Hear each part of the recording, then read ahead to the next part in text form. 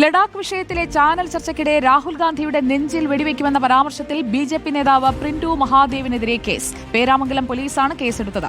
കലാപാഹ്വാനം, വിദ്വേഷം പ്രചരിപ്പിക്കൽ, കൊലവിളി പ്രസംഗം എന്നീ കുറ്റങ്ങൾ ചുമത്തിയാണ് case. KPCC secretary CC Sreekumar നൽകിയ പരാതിയുടെ അടിസ്ഥാനത്തിലാണ് കേസ്.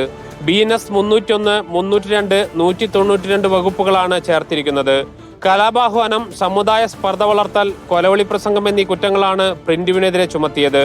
ലഡാക്ക് വിഷയവുമായി ബന്ധപ്പെട്ട ചാനൽ ചർച്ചയിൽ രാഹുൽ ഗാന്ധിക്കെതിരെ നടത്തിയ ഗുരുതര പരാമർശങ്ങളിൽ കോൺഗ്രസ് പ്രതിഷേധം ശക്തമാക്കിയിരുന്നു.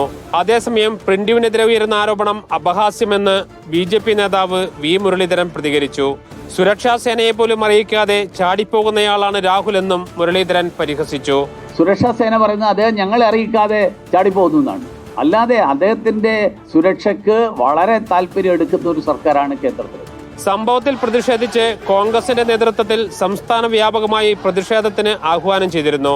തൃശൂർ പേരാമംഗലത്തുള്ള പ്രിന്റു മഹാദേവന്റെ വീട്ടിലേക്ക് കോൺഗ്രസ് മാർച്ച് നടത്തി. വീടിന് സമീപത്ത് വെച്ച് പോലീസ് മാർച്ച് തടഞ്ഞു.